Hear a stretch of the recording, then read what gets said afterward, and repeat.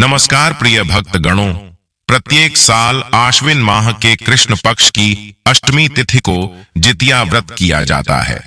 जितिया व्रत को जीवित पुत्रिका व्रत के रूप में भी जाना जाता है, जहां जीवित वाहन भगवान की पूजा की जाती है।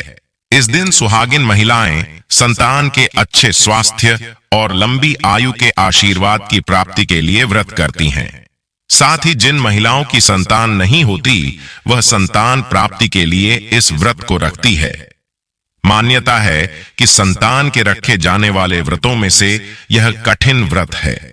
यह व्रत 24 से 36 घंटे का निर्जला रखा जाता है। इस व्रत को मुख्यतया उत्तर प्रदेश, बिहार, झारखंड, पश्चिम बंगाल जैसे अनेक राज्यों में रखा जाता है।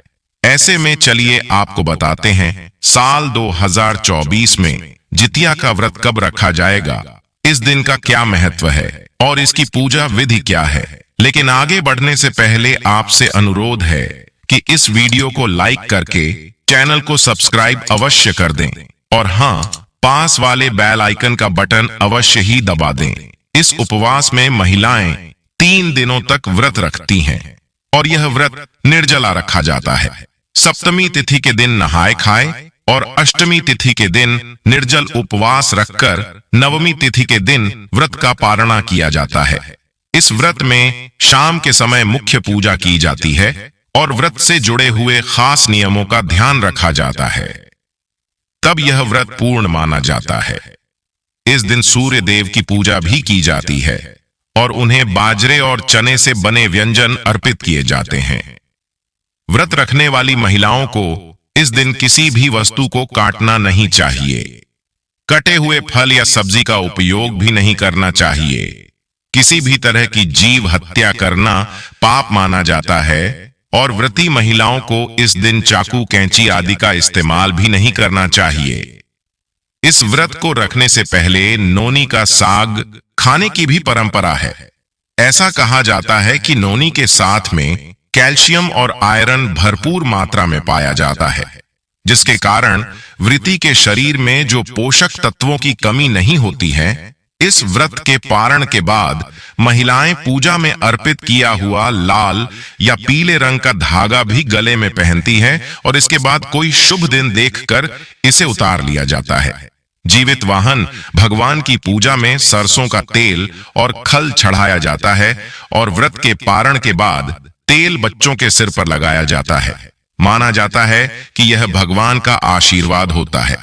पौराणिक मान्यता है कि इस व्रत को जो भी मां करती है, उसे कभी भी अपनी संतान के वियोग का सामना नहीं करना पड़ता है। उनकी संतान को लंबी उम्र और जीवन भर किसी भी दुख और तकलीफ से सुरक्षा मिलती है। इस दिन गंधर्व राजकुमार जीमूतवाहन जी की पूजा की जाती है।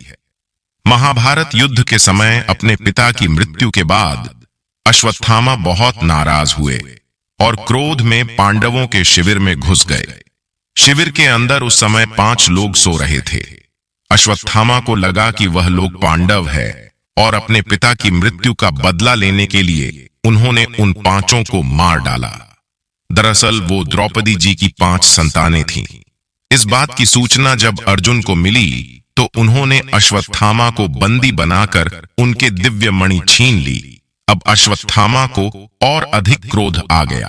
उन्होंने बदला लेने के लिए अभिमन्यु की पत्नी उत्तरा के गर्भ में पल रहे बच्चे को गर्भ में ही नष्ट कर डाला। भगवान श्री कृष्ण ने तब अपने सभी पुण्य का फल उत्तरा की उस अजन्मी संतान को देकर उसे फिर से जीवित कर दिया। मरकर पुनः जीवित होने के कारण उस बच्चे का नाम जीवित पुत्रिका रखा गया। तभी तो जीवित पुत्रिका व्रत रखने की मान्यता है।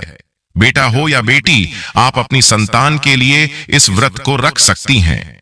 व्रत के दिन प्रातःकाल उठकर स्नान आदि से निवृत्त होने के बाद सूर्य देव की उपासना करनी चाहिए।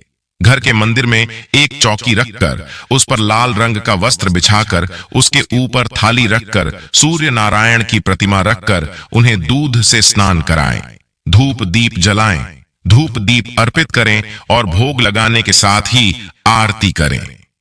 इस दिन गाय के गोबर से सियारिन और चील की मूर्ति बनाकर उनकी पूजा की जाती है। कुशा से बनी थी जीमूतवाहन भगवान की पूजा की जाती है। उन्हें धूप दीप अक्षत पुष्प अर्पित किए जाते हैं। व्रत की कथा पढ़ने और सुनने के साथ ही सबसे अंत में आरती करके क्षमा याचना की जाती है। अगले दिन व्रत का पारण करने के बाद जरूरतमंद लोगों को दान दिया जाता है। इस बार साल 2024 में नहाए खाए 24 सितंबर मंगलवार को निर्जला व्रत रखा जाएगा। 25 सितंबर बुधवार को और जितिया व्रत का पारणा 26 सितंबर गुरुवार के दिन किया जाएगा।